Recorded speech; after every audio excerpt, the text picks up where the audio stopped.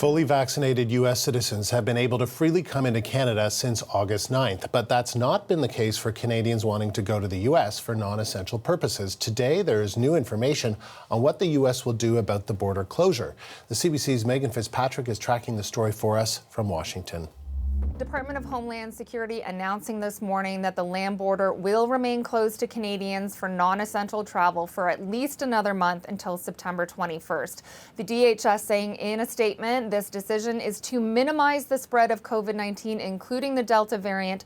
The United States is extending restrictions on non-essential travel at our land and ferry crossings with Canada and Mexico through September 21st, while continuing to ensure the flow of essential trade and travel. In coordination with public health and medical experts, DHS continues working closely with its partners across the United States and internationally to determine how to safely and sustainably resume normal travel. Now, this decision comes as COVID cases continue to climb in this country. A month ago, the last time an extension was announced on July 21st, the 7-day average for new daily cases was in the range of 41,000. Yesterday, it was in the range of 140,000 new cases. So the U.S. clearly not ready to reciprocate the easing of restrictions at the border. Earlier this month, Canada lifting restrictions, allowing fully vaccinated Americans into the country.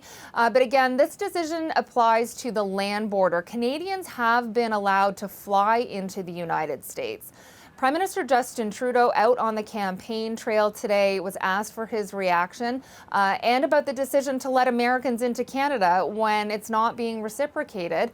And he said the risk of letting fully vaccinated Americans into Canada is minimal, but the Canadian government will continue to monitor the situation. Here's more of the Prime Minister. There's always been a certain asymmetry in the arrangements. Canadians, unvaccinated or vaccinated, have always been able to fly down to Florida or Arizona over Christmas when we weren't reciprocating for Americans who wanted to come up to their cottages or come ski in Canada.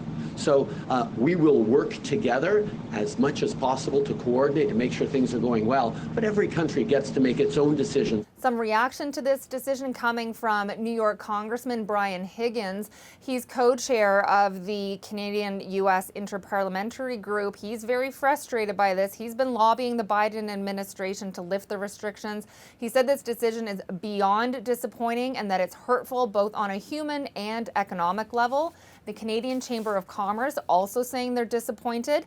They said we're disappointed to see the continued restrictions on the land border going into the United States, given both the opening of the border to fully vaccinated Americans coming into Canada and the ability of Canadians to fly into the U.S. for all purposes. The Chamber says this creates confusion for travelers when all our members repeatedly tell us they're seeking predictability. Now, there's been no indication from the Biden administration as to when they'll be ready to ease the restrictions.